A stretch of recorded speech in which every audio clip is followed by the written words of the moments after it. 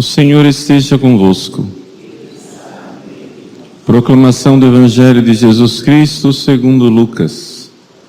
Naquele mesmo dia, o primeiro da semana, 2 dos discípulos de Jesus iam para um povoado chamado Emaús, distante 11 quilômetros de Jerusalém. Conversavam sobre todas as coisas que tinham acontecido. Enquanto conversavam e discutiam, o próprio Jesus se aproximou e começou a caminhar com eles. Os discípulos, porém, estavam como que cegos e não o reconheceram.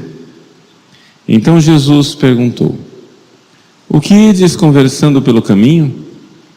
Eles pararam com o rosto triste e um deles, chamado Cleofas, lhe disse: "Tu és o único peregrino em Jerusalém que não sabe o que lá aconteceu nesses últimos dias?" Ele perguntou: "O que foi?" Os discípulos responderam: "O que aconteceu com Jesus o Nazareno, que foi um profeta poderoso em obras e palavras diante de Deus e diante de todo o povo. Nossos sumos sacerdotes e nossos chefes o entregaram para ser condenado à morte e o crucificaram. Nós esperávamos que ele fosse libertar Israel, mas apesar de tudo isso, já faz 3 dias que todas essas coisas aconteceram. É verdade que algumas mulheres do nosso grupo nos deram um susto. Elas foram de madrugada ao túmulo e não encontraram o corpo dele. Então voltaram dizendo que tinham visto anjos e que esses afirmaram que Jesus está vivo. Alguns dos nossos foram ao túmulo e encontraram as coisas como as mulheres tinham visto. A ele, porém, ninguém viu." Então Jesus lhes disse: "Como sois sem inteligência e lentos para crer em tudo que os profetas falaram? Será que o Cristo não devia sofrer tudo isso para entrar na sua glória? E começando por Moisés e passando pelos profetas, explicava aos discípulos todas as passagens da Escritura que falavam a respeito dele." Quando chegaram perto do povoado para onde iam, Jesus fez de conta que ia mais adiante. Eles, porém, insistiram com Jesus, dizendo: "Fica conosco, pois já é tarde e a noite vem chegando." Quando se sentou à mesa com eles, tomou o pão, abençoou-o, partiu-o e lhes distribuía. Nisso os olhos dos discípulos se abriram e eles reconheceram Jesus. Jesus, porém, desapareceu da frente deles, e então um disse ao outro: "Não estava ardendo o nosso coração quando ele nos falava pelo caminho e nos explicava as Escrituras?" Naquela mesma hora, eles se levantaram e voltaram para Jerusalém, onde encontraram os 12 reunidos com os outros. E esses confirmaram: "Realmente, o Senhor ressuscitou e apareceu a Simão." Então os dois contaram o que tinha acontecido no caminho e como tinham reconhecido Jesus ao partir o pão. Palavra da salvação.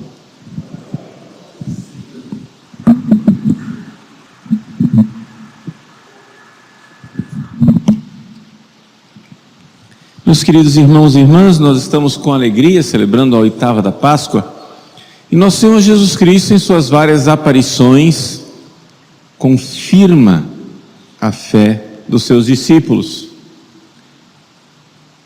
A fé é uma virtude que Deus nos dá, em que nós podemos usar a nossa inteligência para ver, de alguma forma, Deus, a quem nós devemos amar.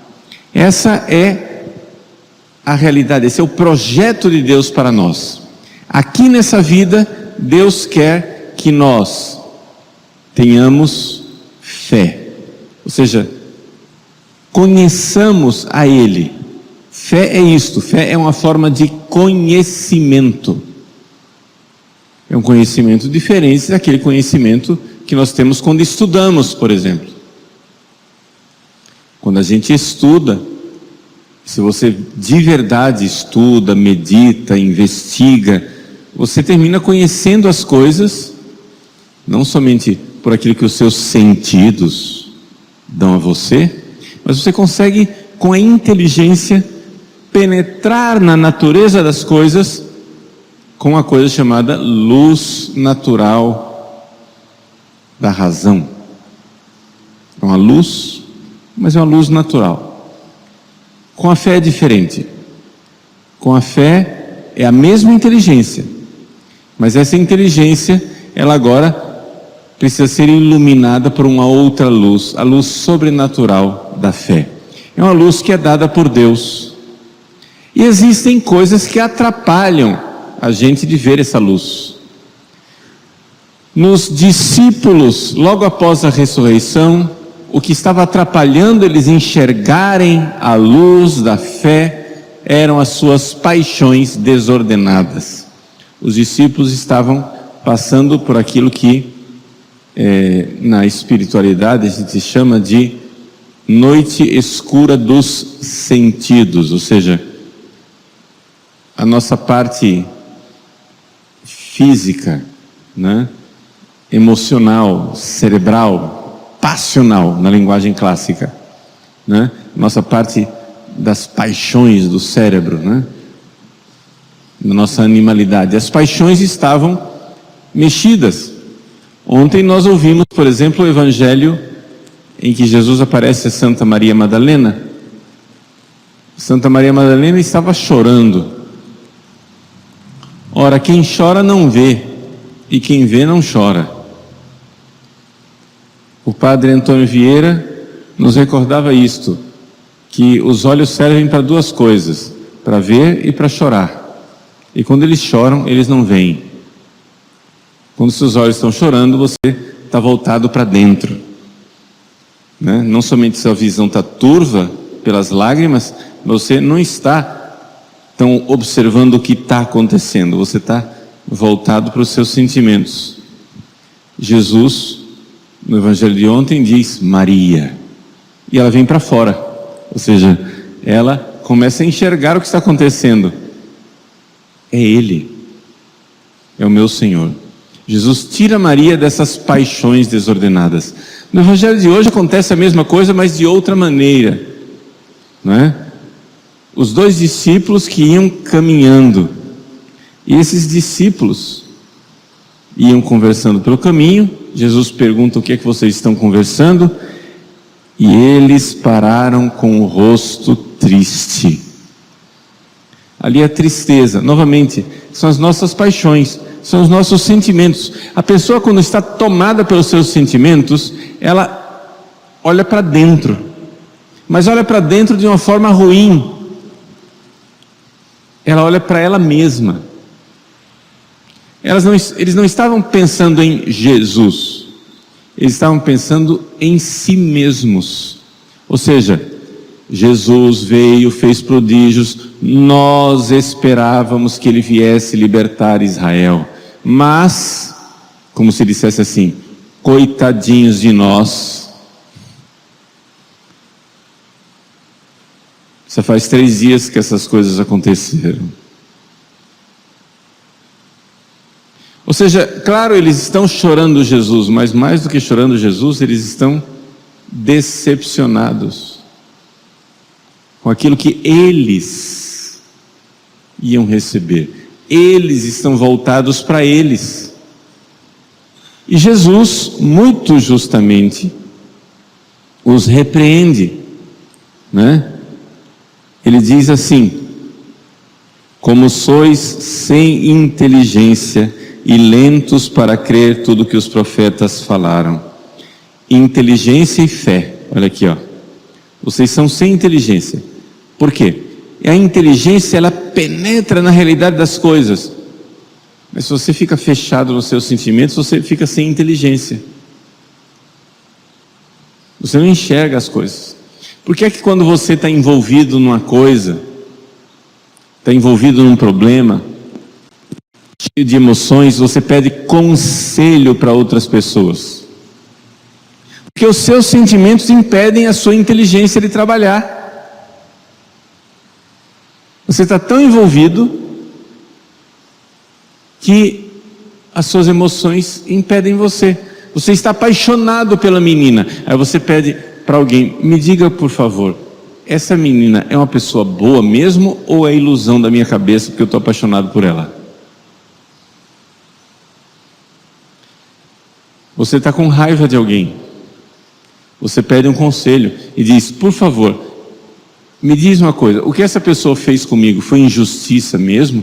Tem solução? O que é que a gente pode fazer? Ou sou eu que estou sendo levado pelos meus sentimentos? É inteligência. A inteligência, ela pode ser iluminada pela luz natural da razão. Mas aqui Jesus quer acordar a inteligência dos discípulos com a luz sobrenatural da fé. E ele começa como? Então, ele começa a explicar as Escrituras. A reflexão da Bíblia. Veja, muitas vezes a leitura das Sagradas Escrituras, a meditação que a gente faz na missa todos os dias, essa primeira parte da missa, que é a liturgia da palavra, para que ela serve? Para tirar você de você. Você entra na igreja cheio de preocupações. Você entra na igreja muitas vezes cheio de você, olhando para você, olhando para você, olhando para você. E Jesus quer tirar os seus olhos de você, dessas emoções, dos seus problemas. Põe a cabeça para fora, enxerga outra coisa. Os discípulos de Emaús com os olhos baixos, com os olhos tristes, voltados para dentro de si mesmo, disseram: o que aconteceu? E Jesus diz: vocês são sem inteligência. Vocês não estão usando a inteligência, vocês estão sendo carregados pelas paixões de vocês. E vocês querem ter inteligência? Então não sejam lentos para crer, fazer o ato de fé. O ato de fé é um ato de inteligência, mas a inteligência iluminada pela luz sobrenatural da fé. Como que a gente faz com que a nossa inteligência seja iluminada pela fé?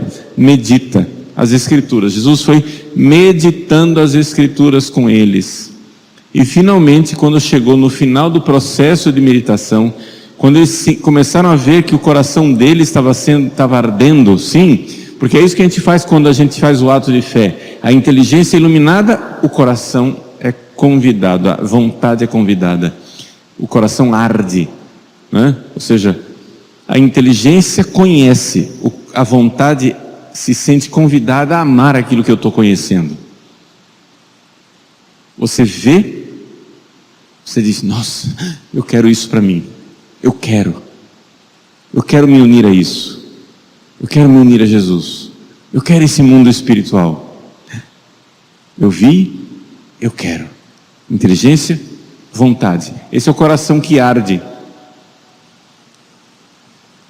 E aí Jesus, na Eucaristia, parte o pão e finalmente eles enxergam a presença dele. Vejam que a estrutura desse encontro dos discípulos de Emaús é a mesma estrutura da missa. A missa começa, nós estamos caminhando, né? E aí chega Jesus e faz eles fazerem um exame de consciência. Confesso a Deus Todo-Poderoso e a vós, irmãos. Por que vocês vão no caminho? Eles ficam tristes e começam a dizer que eles estão vivendo. Jesus começa a explicar as Escrituras, tira eles daqueles sentimentos egoístas, aquela coisa de estar voltado para si mesmo e não entender, fazem eles fazerem um ato de fé, eles veem o que devem amar, um ato de caridade, arde o coração e eles veem o que eles devem querer, e aí eles estão prontos para receber a Eucaristia. Confissão, liturgia da palavra, liturgia eucarística. É a mesma estrutura da missa. É isso que a igreja, na sua sabedoria de 2000 anos, nos faz fazer em cada Santa Missa.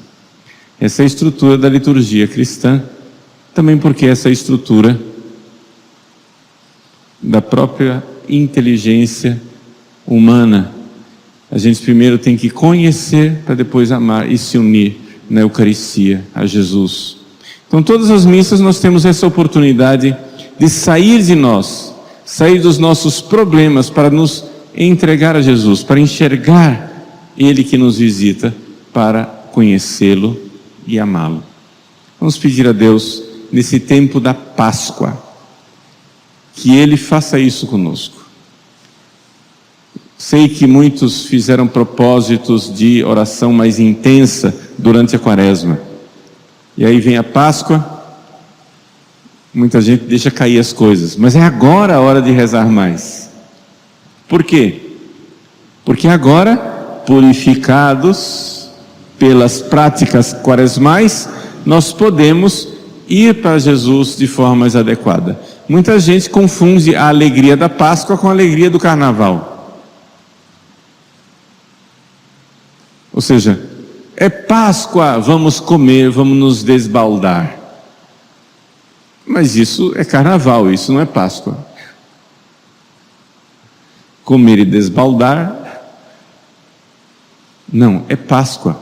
Vamos conhecer mais, vamos nos aproximar, vamos amar mais, vamos refletir mais, vamos pedir a Deus as luzes da fé, porque Jesus na Páscoa aparece para confirmar a nossa fé e aumentar o nosso amor.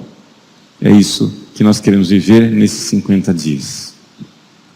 Louvado seja nosso Senhor Jesus Cristo.